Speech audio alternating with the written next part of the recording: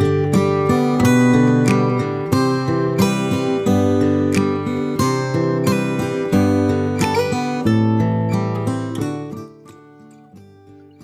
મિત્રો, હાય hope pay કેમ છો? બધા મજામાં છો? હું પણ મજામાં છું અને તમે પણ મજામાં છો. તો મિત્રો, આજે મારા એક દોસ્ત એવા ભાઈ સમનભાઈને ત્યાં આપણે આવ્યા છીએ અને એના ખેતરની મુલાકાત લેવાનું બહુ એને એવું હતું કે મારા ખેતરની મુલાકાત લો. તો અમે આજે એના ખેતરની મુલાકાત લેવા માટે આવ્યા છીએ.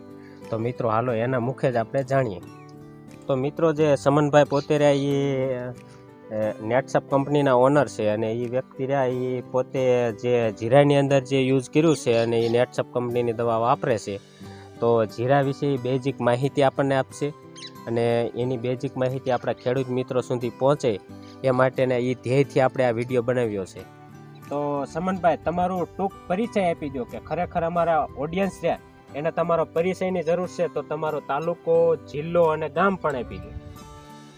નમસ્કાર, મારું નામ છે વાસણી સમન અને ગામ હાથસણી, તાલુકો વિછા અને જિલ્લો રાજકોટ. સમનભાઈ, તમે એક પોતે ખેડૂત છો, બરાબર? તો હવે તમે આની અંદર જે પ્રોડક્ટ વાપરી છે એ ઓર્ગોનિક પ્રોડક્ટ છે, બરાબર?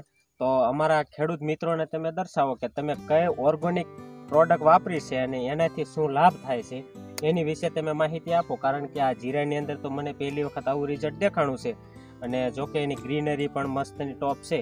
તો એના વિશે અમને તમે માહિતી આપો. અમારા જે ખેડૂત મિત્રો છે એને પણ માહિતી અને એને પ્રોત્સાહન મળે એવી વાત કરો તમે, બરાબર? તો તમને જે આમાં રિઝલ્ટ મળ્યું છે એ તમે બતાવો. નમસ્કાર ખેડૂત મિત્રો, પહેલાં તો આપણે સ્પોટ આપેલો છે સ્ટીમરીનો જીરામાં વાવતી વખતે અને ખાતર આપેલું છે પિયતમાં NPK. આ સ્ટીમરીનો એ છે કે જીરું ઉગવામાં 1 દિવસ વહેલું ઉગે અને બિયારણ ખોટું ન થાય, ઝડપથી ઉગી નીકળે બિયારણ અને આનો છંટકાવ વતન કરી શકીએ. અને બીજું આ ખાતર છે NPK, આપણે 12-32 વાળા આવે ને એ ટાઈપનું જ છે ખાતર. અને આ 2 થી 3 વીઘામાં આ 1 લીટરમાં બોટલ આવે, 2 થી 3 વીઘામાં પાઈ દેવાની. આ અને પાવામાં ઓલું બાયો 99 વતન ચાલો, આ બાયો 99 આ જમીનમાં ભેજ ટકાવી રાખે. લાંબા સમય સુધી જીરું કદાચ પાવાનું ન થયું હોય તો આ પ્રોડક્ટ એવી છે કે ભેજ ટકાવી રાખે જમીનમાં. અને પિયતમાં શેત છે, આ શેત કાળી બોટલ આ 3 થી 4 વીઘામાં 1 બોટલ ફૂટવાડી દેવાની. એટલે જમીનમાં ઝાઝા સમયે પછી ઢેફું ન નીકળે. આપણે ખેતીમાં ખેતી કરવા જઈએ વાડીએ તો ઝાઝા સમયે આમાં ઢેફું ન નીકળે. સમનભાઈ, તમે આ ઓર્ગોનિક ખેતી કેટલા વર્ષથી અંદાજિત કરતા આવ્યા છો? અંદાજિત 4 વર્ષથી કરતો આવું છું. 4 વર્ષથી? ચોથું વર્ષ છે. ચોથું વર્ષ. તો તમને આનું રિઝલ્ટ કેવું લાગ્યું? આ નેટસપ કંપનીની તમે દવા ઓલરેડી પહેલેથી છેલ્લે સુધી આની અંદર કોઈ પેસ્ટિસાઇડ દવા તમે છાંટતા નથી, બરાબર? અને ઓર્ગોનિક જીરા સિવાય બીજા પણ કોઈ પાકની અંદર યુઝ થઈ શકે કે નહીં? હા, ઓલરેડી બધા પાકમાં હાલે. કે ઓર્ગોનિક હોવાના કારણે ઓલરેડી ગમે એ પાક હોય એની માટે કોઈ આડ ઇન્ફેક્ટ થતું નથી, બરાબર?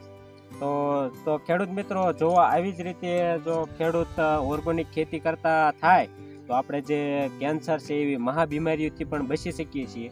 તો એવી જ રીતે આપણે આ નેટસપ કંપનીની દવા વાપરી અને આ જે સમનભાઈ જે એક વ્યક્તિ પોતે પોતાના ખેતરની અંદર આખા ખેતરમાં કમસે કમ કેટલા વીઘાનું વાવેતર કરવામાં આવ્યું છે જીરાનું? કમસે કમ 20 વીઘામાં વાવેતર કરવામાં આવ્યું છે. તો મિત્રો, 20 વીઘામાં જો જીરું પોતાની રીતે આવી રીતે ઓર્ગોનિક પદ્ધતિથી બનાવે છે તો મિત્રો આવી થોડીક પ્રેરણા આપણે પણ લેવી જોઈએ. એટલા માટે આ જે વિડીયો બનાવ્યો છે એના માધ્યમ થકી આપણા ખેડૂત મિત્રોને પૂરી માહિતી મળી રહે એ માટે આપણે આ વિડીયો બનાવ્યો છે. મિત્રો, આપણે જે આ જીરાની જે ગ્રીનરી છે એ પણ આપણે વિડીયોના માધ્યમ થકી આપણી ચેનલની અંદર બતાવીશું.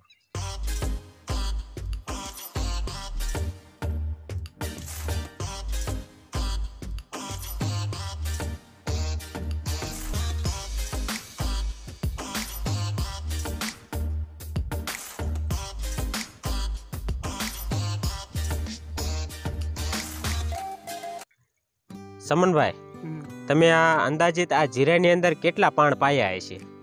અંદાજિત આ જીરામાં 4 પાણ પાઈ દીધા છે. 4 પાણ પાયા છે.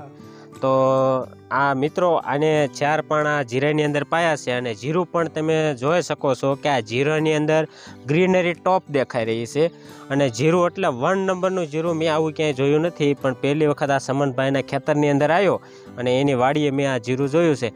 તો સમનભાઈ, તમે આની અંદર જે દવા રહી એ પાણીની સાથે જ આવવા દીધી છે કે ઉપરથી તમે છંટકાવ કર્યો છે? સમનભાઈ, તમે આજે નેટસપ કંપનીની દવા વાપરો છો, જ્યારે તમે જીરાનું વાવેતર કર્યું ત્યારથી અને અત્યાર સુધી આનો યુઝ કઈ રીતે કર્યો? પહેલા તો સ્પોટ આપેલો સ્ટીમરીનો, આપણે દાણા હોય એમાં સ્પોટ આપી દેવાનો, કેમ કે કાલે આપણે વાવવાનું છે તો એક દી અગાઉ પોટ આપી દેવાનો, એટલે જેથી કરીને આપણે જે દાણા હોય જીરું એ ખોટું ન થાય. કારણ કે જે અમુક બી એવું આવી જાય ખોટું નીકળે બી, પણ આ સ્પોટ એવો છે કે જે જીરું સારું હોય એનાથી વધારે સારું કરવા ઉપયોગ આપે અને હટ મોટું કરે, ગ્રોથ વધારે. હટ જમીનમાંથી બહાર આવે. 8 દિવસે જીરું ઉગતું હોય તો 7મા જમણે જીરું દેખાય આ સ્પોટ આપવાથી. બરાબર છે, એટલે એનો દાણો કમસે કમ એ પોસો કરી નાખે અને હટ મીન્સ બહાર નીકળતું હોય. હટ બહાર નીકળે, જમીનમાંથી દાણો હટ બહાર આવે. અને બીજા જે તમારી પાસે આ દવા છે એની માટેના ઉપયોગ પણ અમારા ખેડૂત મિત્રને જણાવો તમે. આ દવા રે છાંટવામાં હોતો ના હાલે, ઠેક ઉપરથી પંપની અંદર નાખી અને તમે છાંટી પડી શકો. બરાબર છે. તો મિત્રો, જો સમનભાઈ એમ કહે છે કે આ જે નેટસપ કંપનીની દવા રહી એને સ્પ્રે એટલે પંપ દ્વારા તમે સ્પ્રે પણ એની ઉપર કરી શકો, અને આ જે જીરાની ગ્રીનરી રહી ને એ તમારે સ્પ્રે અને વાવેતરથી પહેલેથી છેલ્લે સુધી આ એને ઓર્ગોનિક પદ્ધતિથી આ જીરું બનાવે છે. અને અંદાજિત 3 થી 4 વર્ષનો અંદાજ એવો છે કે 3 થી 4 વર્ષથી ગ્રીનરી અને ટોપ આવી જ રીતે જીરું એનું નરવું પાકી જાય છે અને 3 થી 4 વર્ષ સુધીથી આ ઓર્ગોનિક પદ્ધતિ અપનાવે છે. સમનભાઈ, તમે જે આ તમારી પાસે NPK 3 આ ડબલાની અંદર NPK નામ લખેલું છે, બરાબર? તો એનો મતલબ શું છે ખરેખર? તમે આ અમારા ખેડૂત મિત્રોને જણાવો કે આ NPK નો મતલબ શું છે? NPK એક જાતનું પરવાહી ખાતર છે અને જીરું આપણે 2 પાણ પાઈ દીધા અને ત્રીજું પાણ પાવાનું હોય એમ થાય જીરું બહુ ગ્રોથ નથી, વધતું નથી, તો આનું તમે પંપ દ્વારા મૂકી શકો. ઠેક, પંપ દ્વારા ધોરિયાની અંદર જ આપણે પાણી જતું હોય એની અંદર જ તે આપણે હારવારી નોઝલ રહી શરૂ કરી દેવાની પંપની, એટલે એના દ્વારા અંદર ખાતર ગોણે તે જીરાની અંદર જતું રહેશે. બરાબર. હા, તો આ મસાલો પાક હોવાના કારણે જો વાતાવરણ મિત્રો અનુકૂળ ન આવે જીરાની અંદર, તો આ NPK જે આ ખાતર રહ્યું એનો યુઝ તમે પરવાહી દ્વારા એટલે પરવાહીની અંદર તમે પંપ દ્વારા તમે આપી શકો છો. પંપ છે, કદાચ ડબ્બો છે, ગમે એને લીકેજ કરી અને તમે આ ધોરિયાની અંદર મૂકી શકો છો. તો એના માટે આ NPK મહત્વનો ભાગ ભજવે છે. બરાબર. અને છોડવામાં એક બીજું હટથી જીરું મોટું ન થતું હોય, ગ્રોથ ન થતો હોય, તો આ ખાતર આપવાથી 3 થી 5 દિવસમાં જીરું વધારે ઉપર આવે છે. બરાબર છે. સમનભાઈ, આ જે તમારી પાસે જે શેત નામનું ડબલું છે, બરાબર, તો એના વિશે અમને થોડાક અમારા ખેડૂત મિત્રોને માહિતી આપો કે તમે એ યુઝ કઈ રીતે કરો છો? આ એક પરવાહી છે ખાતર, શેત છે આનું નામ, અને આ જમીનને પોષી રાખવાનું કામ આપે છે. બરાબર. એક આપણા મિત્રો એક સમજો કે ખેડૂતને જે અળસિયું દાખલા તરીકે ખેડૂતનો મિત્ર છે એવી જ રીતે આ જે છેત નામની દવા રહે એ કાયદેસર જમીનને પોષી અને ભૂરભૂરી રાખે છે, એના કારણે આ દવાનો યુઝ કરવામાં આવે છે. તો મિત્રો, આવી જ રીતે આ જે સમનભાઈ રહી ઓર્ગોનિક ખેતી કરે છે ને એની પાસેથી આપણને પૂરી માહિતી મળી રહી છે. તો સમનભાઈ, હવે તમે અમારા ખેડૂત મિત્રોને એમ કહો કે જો તમને આવી અનુકૂળ લાગે એવી દવા આપણે ઓર્ગોનિક પદ્ધતિ અપનાવવી જોઈએ, કારણ કે હવે આ પેસ્ટિસાઇડના કારણે મહાબીમારીઓ થવાના કારણે હવે આપણે ઓર્ગોનિક તરફ પાછું વળવું પડશે અને 100% વળવું પડશે એવું મને લાગી રહ્યું છે. તો તમારું કહેવાનું શું થાય છે સમનભાઈ, કાયદેસર વળવું પડે કે ન વળવું પડે? વળવું જ પડશે, આજ નહીં તો કાલ. હા, આપણે વેળા થતા વાડ તો કરવી જ પડશે. બરાબર છે. તો મિત્રો, જે આ સમનભાઈ જે એક વિકસિત ખેડૂત છે એની મુલાકાત આપણે લીધા પછી મને પણ એવું લાગે છે કે ખરેખર આપણે બધા જ ખેડૂતને પાછું ઓર્ગોનિક તરફ આવવું જરૂરી છે અને ગાય આધારિત ખેતી કરવી જરૂરી છે. એટલા માટે આ ઓર્ગોનિક નેટસપ કંપનીની દવા અને સમનભાઈએ યુઝ કર્યો અને એની માહિતી પણ અમને પ્રોવાઈડ કરી દીધી છે. બધી અમને માહિતી બધી આપી છે અને આપણા ખેડૂત મિત્રોને પણ માહિતી આપી છે.